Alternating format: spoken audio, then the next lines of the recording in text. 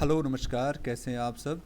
तो हम राजस्थान की राज्य व्यवस्था पढ़ रहे थे और राजस्थान की राज्य व्यवस्था में हम राज्यपाल टॉपिक कर चुके हैं। ठीक है, राज्यपाल टॉपिक कर चुके हैं। हमने राज्यपाल के सारे अनुच्छेद देख लिए हैं और जो भी अभी तक जो राजस्थान के राज्यपाल रहे हैं वो सभी हम नाम देख चुके हैं और उनके बारे में जो उनका ब्रीफ जो डिस्कशन है हम वो भी पढ़ चुके हैं। ठीक है, तो हम इसी कड़ी में आज मुख्यमंत्री और मंत्री परिषद अपना एक नया टॉपिक स्टार्ट करते हैं। ठीक है, जो राजस्थान की राज्य व्यवस्था है उसमें राज्यपाल के बाद में हम मुख्यमंत्री और मंत्री परिषद स्टार्ट करते हैं। ठीक है, चलो। तो मुख्यमंत्री और मंत्री परिषद तो क्या होता है, राज्यपाल यदि राज्य कार्यपालिका का संवैधानिक प्रधान है तो मुख्यमंत्री कार्यपालिका का मुखिया होता है। ठीक है भाई, संवैधानिक प्रधान कौन है राज्य का? राज्यपाल। और कार्यपालिका का मुखिया कौन होता है? मुख्यमंत्री होता है। ठीक है, केंद्र में जो स्थान प्रधानमंत्री का होता है वहीं स्थान राज्य में किसका होता है? मुख्यमंत्री का होता है। ठीक है, तो केंद्र में जो जितना प्रधानमंत्री महत्वपूर्ण है, राज्य में उतना ही जो है वो मुख्यमंत्री महत्वपूर्ण है। ठीक है, मुख्यमंत्री महत्वपूर्ण है।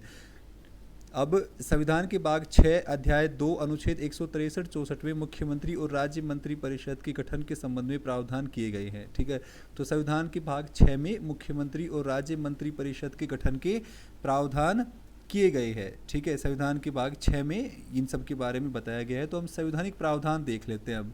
ठीक है, तो संवैधानिक प्रावधान क्या है? अनुच्छेद 163। तो अनुच्छेद 163 में क्या कहा गया है? ठीक है, अनुच्छेद 163 क्या कहता है? मंत्रिपरिषद राज्यपाल की सहायता और सलाह। ठीक है, तो मंत्रिपरिषद क्या होती है भाई? जो मंत्रिपरिषद होती है वो राज्यपाल की सहायता और सलाह उपलब्ध कराने के लिए होती है। ये अनुच्छेद 163 में कहा गया है। ठीक है, तो राज्यपाल को उसके कृत्यों के प्रयोग में सहायता और सलाह देने के लिए एक मंत्रिपरिषद होगी जिसका मुखिया कौन होगा? मुख्यमंत्री होगा। जिसका मुखिया कौन होगा? मुख्यमंत्री, सिवाय इसके कि जहाँ तक उससे इस संविधान द्वारा या उसके अधीन अपने कृत्यों या उनमें से किसी का प्रयोग अपने विवेक से करने की अपेक्षा की जाती है। ठीक है भाई, राज्यपाल को उनके कार्यों में सलाह देने के लिए कौन होगा? मंत्रिपरिषद। मंत्रिपरिषद का मुखिया कौन? मुख्यमंत्री। और अपने विवेक से भी काम कर सकता है राज्यपाल। यदि कोई प्रश्न उठता है कि कोई विषय ऐसा है या नहीं जिसके संबंध में राज्यपाल को इस संविधान द्वारा या इसके अधीन अपने विवेक से काम करने की अपेक्षा है, तो राज्यपाल का अपने विवेक से किया गया निश्चय अंतिम होगा और राज्यपाल द्वारा की गई किसी बात की वैधता इस आधार पर प्रश्नगत नहीं की जाएगी कि उसने अपने विवेक से काम करना चाहिए था या नहीं करना चाहिए था। ठीक है, तो अगर राज्यपाल ने अपने विवेक से कोई काम किया है तो उसको प्रश्नगत नहीं किया जाएगा। ठीक है, उसको प्रश्नगत नहीं किया जाएगा। और 163(3) क्या कहता है? यह प्रश्न कि क्या मंत्रियों ने राज्यपाल को कोई सलाह दी है, और यदि दी है तो क्या, ये किसी न्यायालय में नहीं पूछा जाएगा। ठीक है, मतलब मंत्रिपरिषद जो है वो मंत्री हैं जो राज्यपाल को सलाह दे सकता है।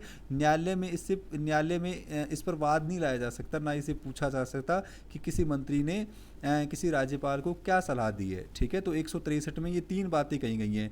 163 में ये 3 बात कही गई है। अब अनुच्छेद 164 क्या कहता है? मंत्रियों के बारे में अन्य उपबंध हैं। ठीक है, तो अनुच्छेद 164 में क्या है? मुख्यमंत्री की नियुक्ति कौन करता है? राज्यपाल। मुख्यमंत्री की नियुक्ति कौन करता है? राज्यपाल करता है। और अन्य मंत्रियों की नियुक्ति राज्यपाल मुख्यमंत्री की सलाह पर करता है। ठीक है, मुख्यमंत्री की सलाह पर करेगा। अन्य मंत्रियों की नियुक्ति राज्यपाल। ठीक है, राज्यपाल के प्रसाद पर्यंत अपने पद धारण करेंगे, है ना। तो मंत्री राज्यपाल के प्रसाद पर्यंत ही पद धारण करते हैं। ठीक है, तो अनुच्छेद 164 में क्या है कि मुख्यमंत्री की नियुक्ति कौन करेगा? राज्यपाल करेगा। और अन्य मंत्रियों की नियुक्ति राज्यपाल मुख्यमंत्री की सलाह पर करेगा। ठीक है, अन्य मंत्रियों की नियुक्ति राज्यपाल क्या करेगा? मुख्यमंत्री की सलाह पर करेगा। और वो सब राज्यपाल के प्रसाद पर्यंत ही अपना पद धारण करेंगे। ठीक है, अब देखो अनुच्छेद 164(1) कै, अनुच्छेद 164(1) में क्या प्रावधान है? ठीक है, ये इम्पोर्टेंट है, ये इम्पोर्टेंट है। तो ये इम्पोर्टेंट है 164, अनुच्छेद 164(1) कै, अनुच्छेद 164(1) कै में क्या प्रावधान है? तो इसमें 91वां संविधान संशोधन 2003 में ये बात कही गई है। ठीक है, 91वां संविधान संशोधन जो 2003 में हुआ है उसमें इसको जोड़ा गया है ना। तो क्या कहा गया है? यदि किसी राज्य की मंत्रिपरिषद में मुख्यमंत्री सहित मंत्रियों की कुल संख्या उस राज्य की विधानसभा के सदस्यों की कुल संख्या के 15% से अधिक नहीं होगी। ठीक है, तो 15% से अधिक नहीं होगी, परंतु किसी राज्य में मुख्यमंत्री सहित मंत्रियों की संख्या 12 से कम भी नहीं होगी। ठीक है, 12 से कम भी नहीं होगी। जैसे जब गठबंधन सरकार बनती है तो मंत्रियों बहुत ज़्यादा मंत्री नहीं बनाए जा सकते, है ना। तो ये फिक्स कर दिया गया है 91वें संविधान संशोधन द्वारा फिक्स कर दिया गया है। 2003 में जो 91वां संविधान संशोधन हुआ है उसमें फिक्स कर दिया गया है कि भाई किसी राज्य में मंत्री परिषद जो होगी वो मुख्यमंत्री सहित उसके विधानसभा के सदस्यों की कुल संख्या के 15% से अधिक नहीं होगी और किसी भी संख्या में किसी भी हालत में 12 से कम नहीं होगी। ठीक है, तो अगर इसके अनुसार देखा जाए तो अपने राजस्थान में कितनी होगी? अपने राजस्थान में विधानसभा की सीटें कितनी हैं? 200। ठीक है, और 15% से अधिक नहीं होगी। ठीक है, 15% से अधिक नहीं होगी। ठीक है, तो राजस्थान में कितनी होगी? 30 होगी, है ना। राजस्थान में कितनी होगी? 1 + 29। ठीक है, 30 होगी, एक मुख्यमंत्री और 29 मंत्री होंगे, और 12 से कम नहीं होगी। ठीक है, और 12 से कम नहीं होगी। ये बात किस में कही गई है? अनुच्छेद 164(1) क में, अनुच्छेद 164(1) क में ये बात कही गई है, और 91वां संविधान संशोधन 2003 के तहत इसको जोड़ा गया है। ठीक है, ये इंपॉर्टेंट है, आपको याद रखना है कि किसी राज्य में जो मंत्री परिषद है उनकी संख्या विधानसभा की कुल सदस्य संख्या के 15% से अधिक नहीं होगी और मुख्यमंत्री सहित 12 से कम नहीं होगी। ठीक है, ये जोड़ा गया है। और अनुच्छेद 164(1) ख में क्या है? अनुच्छेद 164(1) ख में क्या कहा गया है? किसी राजनीतिक दल द्वारा किसी राज्य की विधानसभा या किसी राज्य के विधानमंडल के किसी सदन जिसमें विधान परिषद है, ठीक है, तो कोई सदस्य जो 10वीं अनुसूची के पैरा 2 दल बदल के अधीन उस सदन का सदस्य होने के अयोग्य है तो वह मंत्री के रूप में जो है वो नियुक्त करने के लिए भी अयोग्य होगा, और इसे 52वें संविधान संशोधन 1985 में जोड़ा गया है। ठीक है, कि अगर कोई किसी ने 10वीं अनुसूची के तहत दल बदल कर लिया गया है तो उसको मंत्री भी नहीं बनाया जाएगा। ठीक है, अगर वो वहाँ पर अयोग्य है तो यहाँ पर भी उसको अयोग्य कहा जाएगा।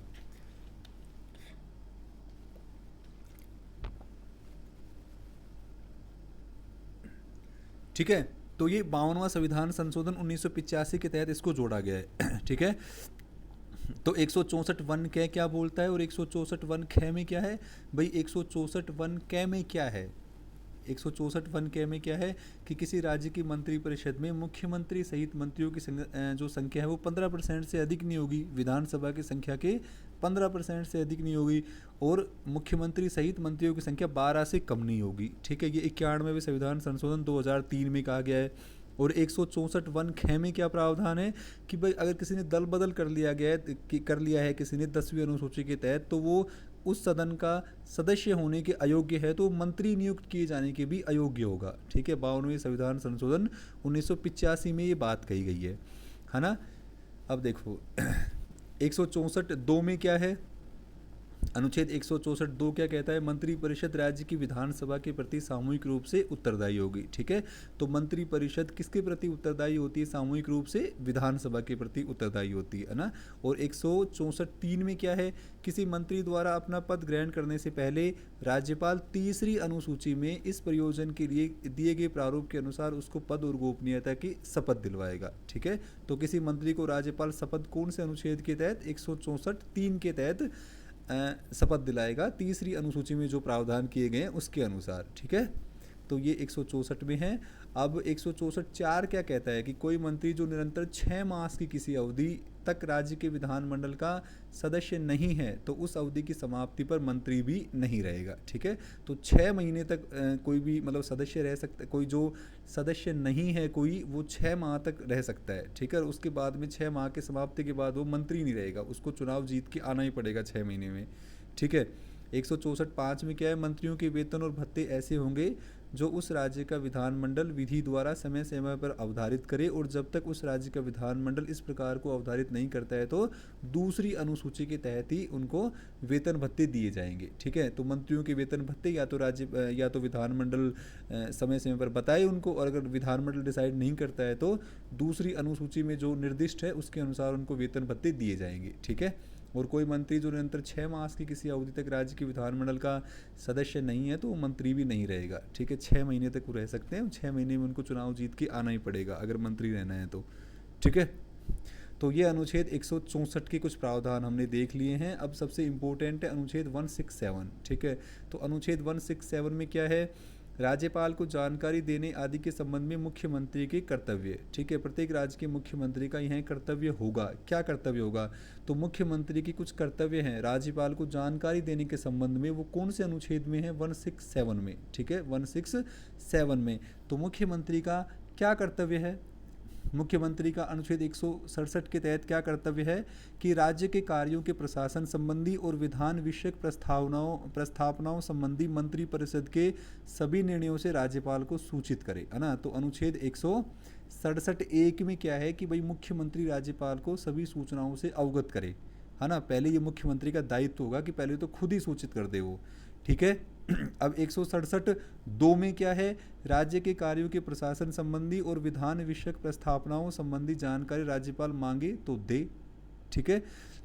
अनुच्छेद 167(1) में क्या है कि पहले तो मुख्यमंत्री का ही दायित्व है कि वो राज्यपाल को सारी सूचनाएं दें, ठीक है। अनुच्छेद 167(2) में क्या है, अगर राज्यपाल कोई सूचना मांगे तो मुख्यमंत्री उसको सूचना दे, है ना।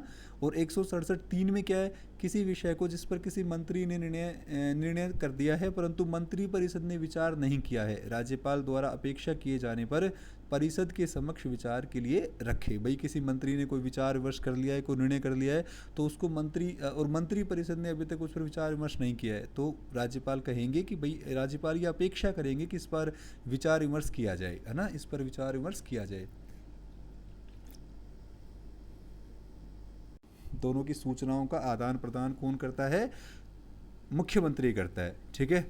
राजनीतिक दल के नेता के रूप में काम करता है, राजनीतिक दल के नेता के रूप में मुख्यमंत्री काम करेगा, तो मुख्यमंत्री सरकार व शासन को नेतृत्व प्रदान करता है, साथ ही वह दल का नेता होने के कारण दलीय हितों का भी ध्यान रखता है, ठीक है। और अपने दल के दूरगामी उद्देश्यों और लक्ष्यों पर दृष्टि रखना मुख्यमंत्री का दायित्व और कर्तव्य है, ठीक है। तो दल का नेता है तो दल के नेता के लिए भाई दूरदर्शी और जो भी अच्छे काम है, जो भी उनके लक्ष्य हैं, उनको डिसाइड करना, पूरा करना किसका, मुख्यमंत्री का दायित्व होता है, ठीक है, मुख्यमंत्री का दायित्व होता है। अब सरकार के प्रमुख प्रवक्ता के रूप में भी कौन काम करेगा, मुख्यमंत्री काम करेगा, तो मुख्यमंत्री सरकार का प्रमुख प्रवक्ता होता है। सरकारी कोई नीतियां हैं, कोई घोषणा है, कोई सरकार के निर्णय हैं, है ना, तो इनके संबंध में जो भी स्पष्टीकरण है वो किससे, मुख्यमंत्री द्वारा ही दिया जाएगा। और मंत्री परिषद के अगर किसी वक्तव्य से कोई भ्रम की या कोई विवाद की स्थिति उत्पन्न हो गई है तो उसका भी जो स्पष्टीकरण है वो किसको देना पड़ेगा, मुख्यमंत्री को देना पड़ेगा, और उसको अधिकृत माना जाएगा। जो मुख्यमंत्री ने स्पष्टीकरण दिया है उसी को अधिकृत माना जाएगा, है ना। तो जो मुख्यमंत्री है वो राज्य में अपने सरकार का प्रमुख प्रवक्ता होता है, ठीक है, अपनी सरकार का प्रमुख प्रवक्ता होता है, ठीक है। अब विधायिका संबंधी काम देख लो, तो विधायिका संबंधी काम क्या है, विधायिका संबंधी कार्य क्या है मुख्यमंत्री के, यद्यपि मुख्यमंत्री कार्यपालिका का प्रमुख है लेकिन विधायिका में भी उसकी महत्वपूर्ण भूमिका होती है, ठीक है। कार्यपालिका का प्रमुख कौन है, मुख्यमंत्री है, लेकिन विधायिका में भी उनकी मुख्य भूमिका है, ठीक है। सभी सरकारी विधेयक मुख्यमंत्री की सहमति और सलाह से ही विधायिका में रखे जाते हैं, ठीक है। जो सरकारी विधेयक होते हैं उनमें किसकी सहमति और सलाह चाहिए होती है, मुख्यमंत्री की सहमति और सलाह चाहिए होती है, ठीक है। गैर सरकारी विधेयक भी तब तक पारित नहीं हो सकता जब तक कि मुख्यमंत्री और मंत्री परिषद की उसमें सहमति ना हो, ठीक है, क्योंकि वह बहुमत दल से संबंधित होते हैं, ठीक है। इसलिए अगर कोई गैर सरकारी विधेयक है तो उसमें भी उनकी जो है वो अनुशंसा जरूरी है, ठीक है। वित्त मंत्री द्वारा बजट विधायिका में प्रस्तुत किया जाता है पर मुख्यमंत्री पूरी प्रक्रिया से जुड़ा रहता है, ठीक है। कई बार मुख्यमंत्री द्वारा ये वित्त जैसा महत्वपूर्ण विभाग अपने पास ही रख लिया जाता है, ठीक है। तो जो हमारा वित्त है तो वित्त कौन, जो बजट आएगा तो बजट कौन पेश करेगा, वित्त मंत्री पेश करेगा। लेकिन कई बार क्या होता है, अगर वित्त मंत्री कोई और है तो मुख्यमंत्री उनसे जुड़ा रहेगा, और कई बार क्या होता है वित्त जैसा मुख्य विभाग किसके पास होता है, मुख्यमंत्री के पास ही होता है, तो बजट वो ही पढ़ देता है, ठीक है। प्रश्नोत्तर काल में यदि कोई मंत्री सही उत्तर या स्पष्टीकरण ना दे पाए तो मुख्यमंत्री द्वारा सरकार का जो पक्ष है वो प्रस्तुत किया जाएगा। अगर विधानसभा में प्रश्नोत्तर काल चल रहा है और उसमें कोई मंत्री सही ढंग से नहीं बता पा रहा है तो मुख्यमंत्री बता सकता है, ठीक है। राज्यपाल द्वारा जारी अध्यादेश मुख्यमंत्री तथा मंत्रिमंडल द्वारा ही स्वीकृत किए जाते हैं तथा विधानसभा की कार्यसूची विधानसभा अध्यक्ष द्वारा मुख्यमंत्री की सलाह पर ही निश्चित की जाती है, ठीक है। अगर राज्यपाल कोई अध्यादेश जारी करेगा तो उनको भी मुख्यमंत्री और मंत्रिमंडल ही स्वीकृत करेंगे, ठीक है। मुख्यमंत्री का विधानसभा में विरोधी दल के सदस्यों पर भी पर्याप्त प्रभाव होता है। मुख्यमंत्री सामान्यतः इन सदस्यों के साथ सम्मानपूर्वक व्यवहार करते हैं और विधानसभा भंग करने की सलाह राज्यपाल को सलाह देने के अधिकार के कारण मुख्यमंत्री कुछ सीमा तक विरोधी दल के सदस्यों को अपने नियंत्रण में रख पाने में सफल होते हैं, ठीक है। तो अगर कोई अपोजिशन पार्टी है उनके ऊपर भी इनका प्रभाव रहता है, और लेकिन इनके साथ ही सम्मानपूर्वक व्यवहार करते हैं, है ना। और अगर कुछ ज़्यादा ही गड़बड़ हो रही है विपक्ष की तरफ से, तो मुख्यमंत्री के पास एक पावर होती है, वो किसी भी समय राज्यपाल को विधानसभा को भंग करने की सलाह दे सकते हैं, तो राज्यपाल को भंग करनी पड़ेगी। तो इस तरह ये विरोधी दल पर भी क्या करते हैं, अपना नियंत्रण स्थापित कर लेते हैं, ठीक है, अपना नियंत्रण स्थापित कर लेते हैं, है ना।